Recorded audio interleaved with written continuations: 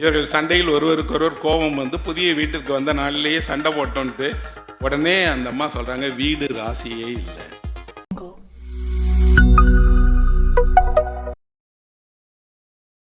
பழைய பத்திரிகைகளை நான் படிக்கிறேன். பழைய பத்திரிகைகளை படிக்கும் போது 50 ஆண்டுகளுக்கு முன்பு மதுரையினுடைய ஒரு காட்சியை பற்றி ஒருவர் எழுதியிருக்கிறார். மதுரையில் எங்கே சென்றாலும் தண்ணீர் குழாயில் தண்ணீர் சொட்டி கொண்டே இருக்கும். மூடப்படாத தண்ணீர் குழாயிலிருந்து தண்ணீர் கசியும். தண்ணீரை எங்கு வேண்டுமானாலும் மதுரையில் பைப்பில் திருக்கி குடிக்கலாம். நாங்களெல்லாம் என் சிறு வயதில் மதுரைக்கு செல்கிற போது மதுரையினுடைய வீதியில் இருந்த திருக்குழாயை திருக்கி அதில் பைப்பில் தண்ணி குடிப்போம். அவ்வளவு நன்றாக இருக்கும். அவ்வளவு தண்ணி. இன்றைக்கு மதுரையில் அப்படி எந்த வீதியிலும் தண்ணீரும் கிடையாது, தண்ணீர் தருவதற்கான வசதியும் இல்லை என்கிறார்.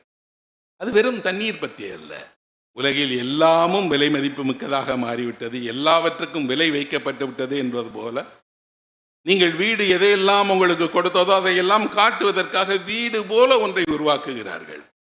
இப்போ கூட நீங்கள் எங்கேயாவது போய் ஒரு நல்ல அனுபவத்தை அடைந்தீர்கள் என்றால் நீங்கள் என்ன நினைக்கிறீங்க? ஃபீல் லைக் எ ஹோம், வீடு மாதிரி இருந்தேன். அது ஏன் வீட்டிலே அடையலாமே? அடைய மாட்டோம். ஒரு 20-25 ஆண்டுகள் இருக்கும். அப்போ குஜராத்தில் பூகம்பம் வந்தது. அந்த குஜராத்தின் பூகம்பம் வந்த நாட்களில் அங்கிருந்து பிழைப்பதற்காக நிறைய பேர் அவர்களுடைய பொருள் எல்லாம் இழந்து விட்டார்கள். அவர்கள் பிழைப்பதற்கு வழியே இல்லாமல் வேறு வேறு மாநிலத்துக்கு வந்தாங்க. கொஞ்சம் பேர் சென்னைக்கு வந்தாங்க. வந்தவர்கள் சென்னையில் அந்த பூகம்பத்துக்கு அப்புறம் அங்கங்கே நான் பார்த்தேன், நிறைய பேர் கண்ணில் பட்டாங்க. ஒரு நாள் ஒரு பெண்மணி எங்கள் வீட்டுக்கு வந்தார். அவருக்கு மொழி தெரியவில்லை. ஆனால் அவர் குஜராத்தியிலே கேட்குறாரு, என்ன அப்படின்னா, பழைய நீங்கள் உபயோகித்த ஏதாவது கிழிந்த ஆடைகள் இருந்தால் கொடுங்க, நாங்கள் பயன்படுத்திக்கிறோம். ஏன்னா அவர்கள் ஆடையெல்லாம் போயிடுச்சு, அவர்கள் வீடு போயிடுச்சு, எல்லா பொருளும் வசதியும் போயிடுச்சு.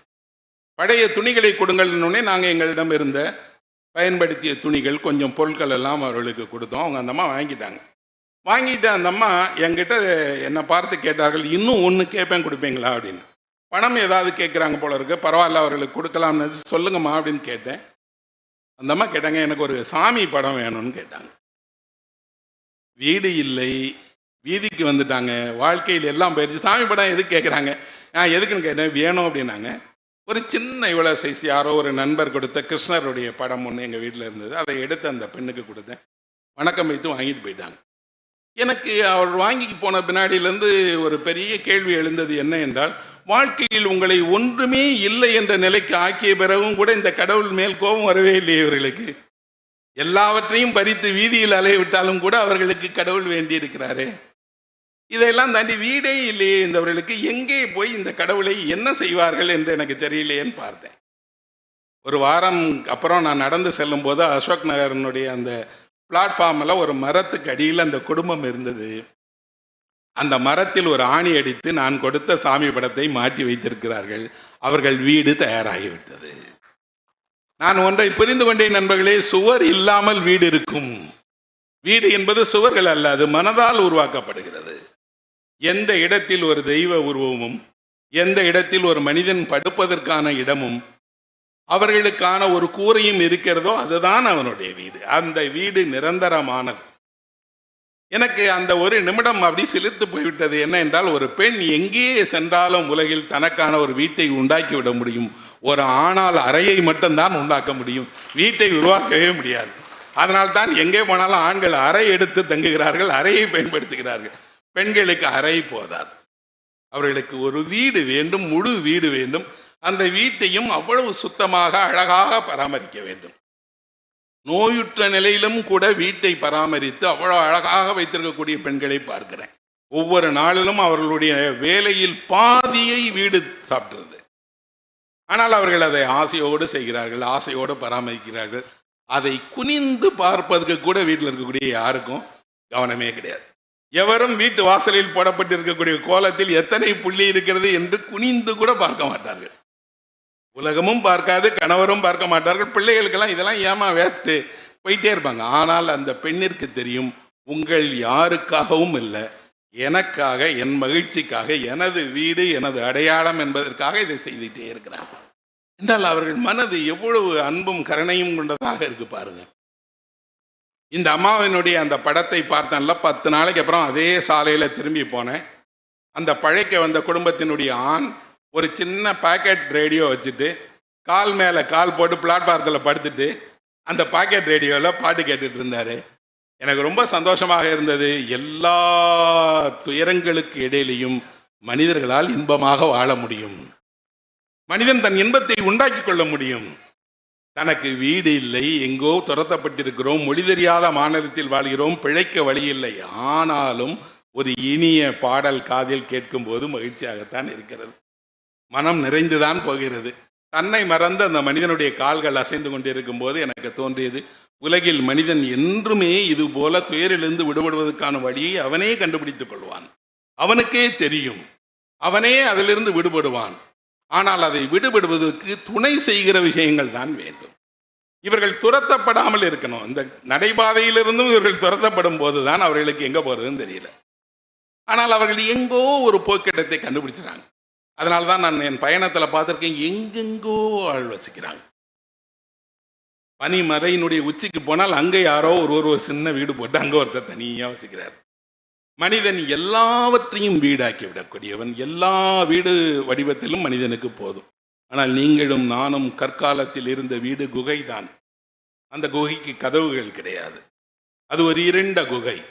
அந்த குகை கதவுகளே இல்லை. ஆனால் அதுதான் மழைக்காலத்தில் மனிதனை பாதுகாத்தது. இடியோசைக்கு அந்த மனிதனை பாதுகாக்க தஞ்சை மடைய செய்தது. அந்த குகைக்கு மனிதன் முதலில் ஒரு கதவை கண்டுபிடித்தான். யாரிடமிருந்து பாதுகாப்பது என்பதற்காக விலங்குகளிடமிருந்து பாதுகாக்க ஒரு கதவை கண்டுபிடித்தான். விலங்குகள் வந்தால், உறங்குகிற நேரத்தில் பாம்பு நுழைந்து விட்டால் என்ன செய்யறதுன்னு தெரியலையே. அப்ப அவன் ஒரு கதவை கண்டுபிடித்தான். கதவை கண்டுபிடிக்கும் போது பூட்டெல்லாம் கண்டுபிடிச்சிடல.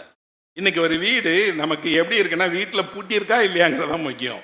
அதிலும் கூட வெளியூருக்கு நீங்க போறீங்கன்னா வீடு பூட்டியிருக்கா இல்லையான்னு பயம் இல்லாம போகவே மாட்டாங்க. ஆனால் அந்த பொறுப்பை முழுமையாக பெண்கள் தலையில விட்டாங்க. வீடு பூட்டலைன்னா நீ ஏமா பார்க்கல அப்படின்னு. சாவி எங்கே வச்சிருக்கிறவங்க, வீடு பூட்டியிருக்குமா, நம்ம இருக்கிற நேரம் எங்கே இருக்கிறோம், எல்லாமே இருக்கு. அவனுக்கு பூட்டே இல்லை. முதலில் அவன் ஒரு பூட்டை கண்டுபிடித்தான். அந்த பூட்டு என்ன தெரியுமா? கல் தான் நண்பர்களே, முதலில் உலகில் தோன்றிய பூட்டு. ஒரு கல்லை எடுத்து கதவுக்கு வெளியில் வச்சுட்டு போயிடுவான். அந்த கல்லை நகட்டினால் கதவு திறந்து விடும், கல்லை எடுத்தால் வச்சா கதவு மூடிடும். உலகின் முதற் பூட்டு என்பது ஒரு பெரும் கல் தான். இப்போ கூட கிராமப்புறங்களில் பாருங்க, ஆடு மாடு அடைச்சிருக்க இடத்துல ஒரு கல்லை வச்சு சாத்தி வச்சிடறாங்க.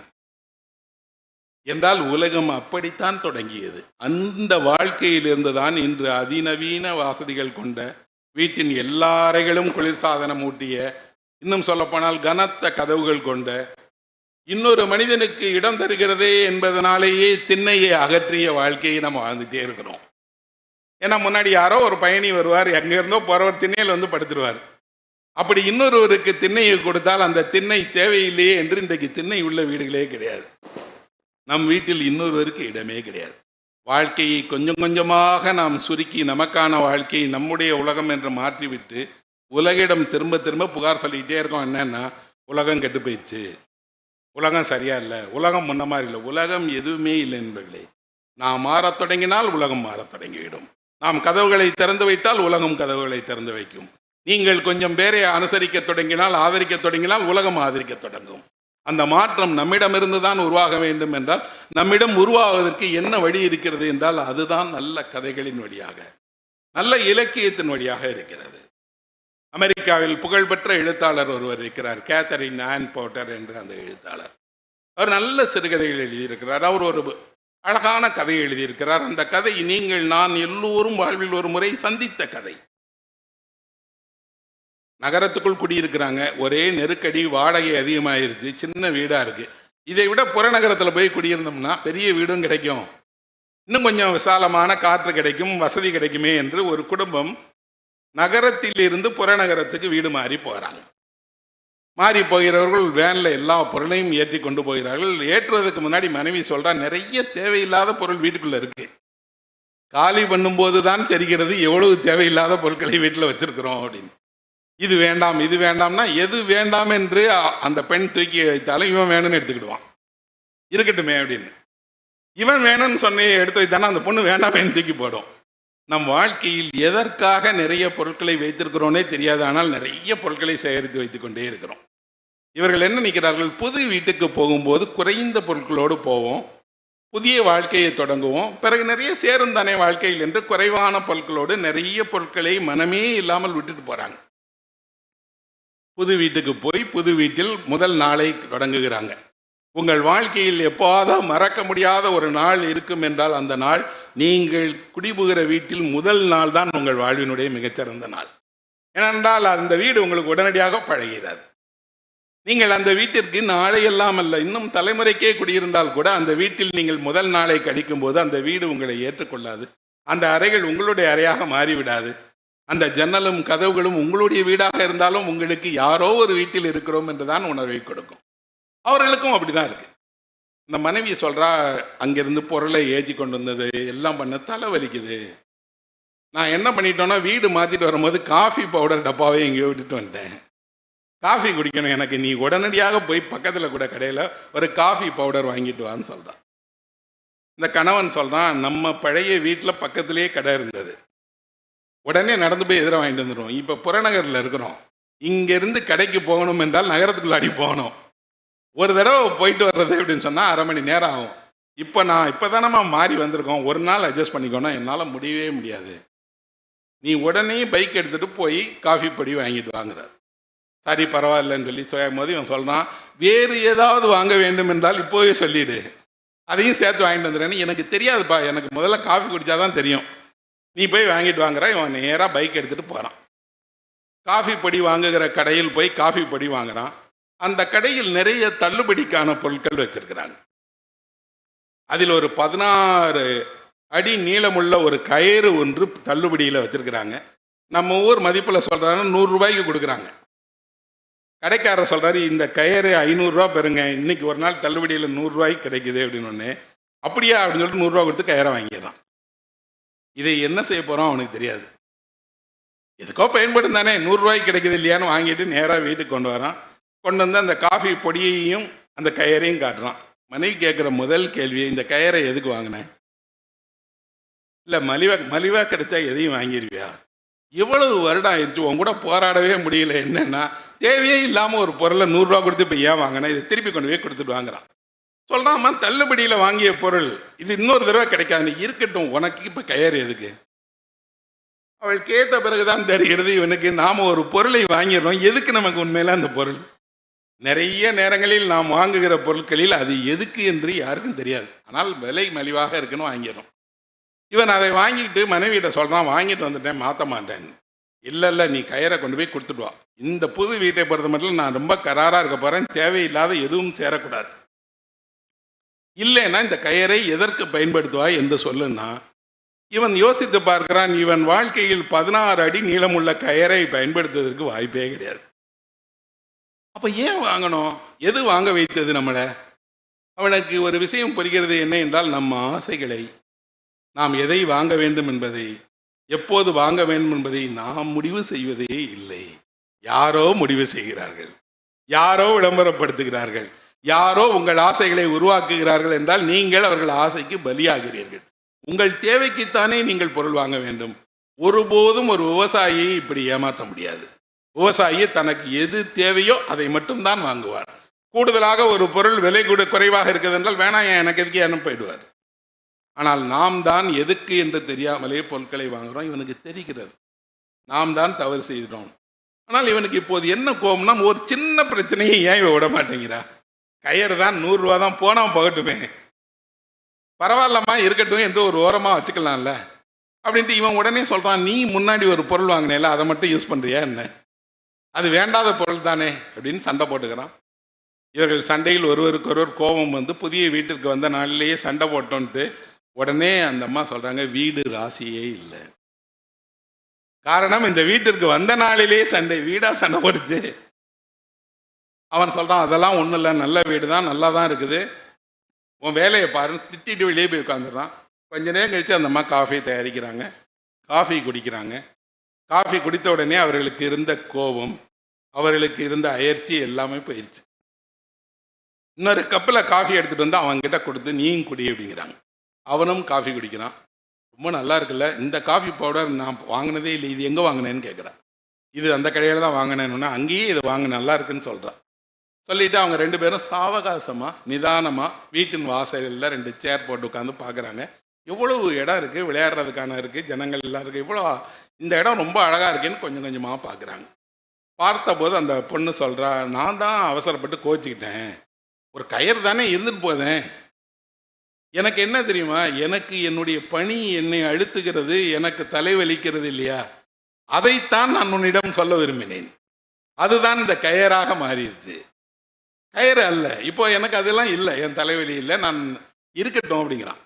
இவன் உடனே சொல்றான், இல்லை இல்லை நீ கரெக்டாக தான் சொன்னேன், நான் தான் கோச்சிக்கிட்டேன். என்ன அப்படின்னா, தேவையில்லாத ஒரு பொருளை வாங்கிட்டேன், உண்மையில் 100 ரூபாயை கொண்டு ஒரு தேவையான பொருளை வாங்கியிருக்கலாம், நான் போய் திருப்பி கொடுத்துட்றேன் அப்படிங்கிறான். அவனே சொல்கிறா, கொடுக்க வேணாம், ஒரு குடும்பம்னு இருந்தால் இப்படி தான் நிறைய தேவையில்லாத வாங்கி வச்சுக்கிட்டு தான் வேணுங்கிற கதை முடிந்து விடுகிறது. படித்த பிறகு எனக்கு தோன்றியது, எங்கோ அமெரிக்காவில் ஒரு 50-100 ஆண்டுகளுக்கு முன்னால் யாரோ சொன்ன எழுதிய ஒரு கதை இன்றைக்கு என் வாழ்க்கைக்கு பொருந்துகிறது, உங்கள் வாழ்க்கைக்கு பொருந்துகிறது என்றால் நாம் நிறைய விஷயங்களை எதற்கு என்றே தெரியாமல் வச்சுக்கிட்டே இருக்கிறோம், எதற்கென்றே தெரியாமல் சேர்த்துக்கிட்டே இருக்கோம். இந்த கதை நமக்கு ஒரு பாடத்தை அறிமுகப்படுத்துகிறது. என்ன பாடத்தை என்றால், நீங்கள் ஒரு நெருக்கடியின் போது நீங்கள் எடுக்கிற முடிவு சரியானது அல்ல. இந்த முடிவை ஒரு கப் காஃபி மாத்திரும், கொஞ்சம் நிதானமாக அமர்ந்து யோசித்தீங்கன்னா மாற்றிடுவீங்க. இன்னும் சொல்ல போனால் சாவகாசமாக அந்த வீட்டில் உட்கார்ந்துருந்து பேசியிருந்தாங்கனால மாறிடுவீங்க. ஆனால் அதற்குள்ளாக நடக்கக்கூடிய சண்டை, அதற்குள்ளாக நடக்கக்கூடிய சச்சரவுகள் தான் எல்லா பிரச்சனைகளுக்கும் காரணம். அதற்கப்புறம் இவர்கள் இந்த வாழ்க்கையில் இந்த கயரை பயன்படுத்தவே வேண்டாம் என்றால் கூட பரவாயில்லை என்ற ஏன் வருது அப்படின்னா, எல்லா பொருளும் ஏதோ ஒரு நேரத்தில் தேவைப்படுகிறது. அது எப்போ தேவைப்படும் தெரியாது, அது எப்போ வேண்டும் என்று தெரியாது. ஆனால் அது மனிதனுக்கு என்னன்னா, யாருக்கோ என்றைக்கோ ஒரு நெருக்கடியில் தேவைப்பட்ட பொருட்கள் தனக்கும் தேவைப்படுமே என்று நினைத்து வாங்கி வைக்கிறான். பழைய குடும்பங்களில் அதனால்தான் எதையும் வீணாக்க வேண்டாம் என்று வைத்துட்டே இருந்தாங்க. நிறைய நேரங்களில் கொடுக்காமலே அதை அப்படி காலாவதி ஆக்கினார்கள். ஆனால் இந்த கதை போன்ற ஒரு இலக்கியம் நமக்கு ஒரு பாடத்தை புகட்டுகிறது. என்ன என்றால், மனித மனது என்பது விசித்திரமானது. அந்த மனித மனது என்பது நாம் நினைப்பது போல ஒரு ஆண் பெண் சேர்ந்து வாழ்வதன் வழியாக இனிமையான வாழ்க்கையை மட்டும் வாழலை. சண்டையை, சச்சரவுகளை, பிரச்சனைகளை சந்தித்து சந்தித்து சந்தித்து அதிலிருந்து ஒரு தீர்வை கண்டு அந்த தீர்விலிருந்து தனக்கான வாழ்க்கையை உருவாக்கி கொள்கிறார்கள். அதே விஷயத்தை தான் உலகமும் பேசுகிறது, உலகமும் சந்திக்கிறது. உலகம் வாழ்க்கையில் மிகப்பெரிய பெரிய பெரிய பெரிய வெற்றிகளை பெற்ற மனிதனுக்கு அவன் பெற்ற வெற்றிகளின் காரணமாக மிகப்பெரிய உயரங்களை அடைந்திருப்பார். ஒரு பெரிய நிறுவனத்தினுடைய தலைவராக இருப்பார், அல்லது ஒரு மாபெரும் அரசியல் தலைவராக இருப்பார். ஆனால் வீட்டுக்குள்ளே போனீங்கன்னு வைங்க, ஒரு மரியாதையும் இருக்காது. நான் ஒரு குறிப்பிட்ட ஒரு பெரிய மனிதனுடைய வீட்டுக்கு போயிருந்தேன். அவர் என் முன்னால் என்னை உட்கார வச்சுட்டு, என்ன சார் மோர் குடிப்பீங்களா அப்படின்னார். குடிப்பேங்க. ஒரு மோர் கொடுமா அப்படின்னு சொன்னார். நான் ஒரு 9:30 மணிக்கு அவர் வீட்டுக்கு போனேன். 12 மணி வரைக்கும் இருந்தேன். 12 மணி வரைக்கும் வரல. கொஞ்ச நேரம் கழிச்சு அவர் சொன்னார், நானே போய் தயார் பண்ணி தான் சார் கொண்டு வரணும், உங்களுக்கு தெரிஞ்சிருந்திருக்கும்ல இப்படி தான் சார் வீட்டில் என் நிலவை அப்படின்னு. நான் சொன்னேன், உங்களை விட கௌரவமான வாழ்க்கையை தான் நான் வாழ்கிறேன்னு அர்த்தம், பணம் தான் உங்கள் அளவுக்கு இல்லைன்னா. அவர் சிரிச்சுக்கிட்டே சொல்கிறாரு, பணம் வந்தால் எல்லாம் வந்துடும் நினைக்காதீங்க சார். சாதாரண குடும்பமாக நாங்கள் இந்த நகரில் ஒரு சின்ன இடத்துலேருந்து வாழ்க்கையை தொடங்கினோம். அப்போ எங்கள் வீட்டில் எந்த நேரம் யார் வந்தாலும் செஞ்சு கொடுப்பாங்க சார், சாப்பாடு போடுவாங்க சார். பணம் வர வர வர வர பணம் வந்துடுச்சு, எல்லாம் வந்துடுச்சு, மனது மாறிடுச்சு சார். இப்போ அவர்களுக்கு யாரையும் அவன் கூட்டிகிட்டு வருவானா, வர்றவனுக்கெல்லாம் மோர் டீ கொடுக்கறது எங்கள் வேலையா அப்படின்னு அவங்க நினைக்கிறார்கள். உண்மையில் அந்த அன்பு உள்ள பெண்ணினுடைய மனதில் இருந்த அன்பு ஏன் மறைந்தது? இனி தேவையில்லை, நீ இந்த உலகம் தேவையில்லை, இந்த மனிதர்கள் தேவையில்லை, அவருக்கு வேணும், அவருக்கு வேணும்னா அவர் கடையில் வாங்கி கொடுக்கட்டும், இல்லைன்னா அவர் செய்யட்டும். அந்த மரியாதையை அவர் தன் பணத்தை கொண்டு பெற்றுவிட முடியுமா? அல்லது மரியாதையை தன்னுடைய அதிகாரத்தை கொண்டு நிலைநாட்டி விட முடியுமா? முடியவே முடியாது.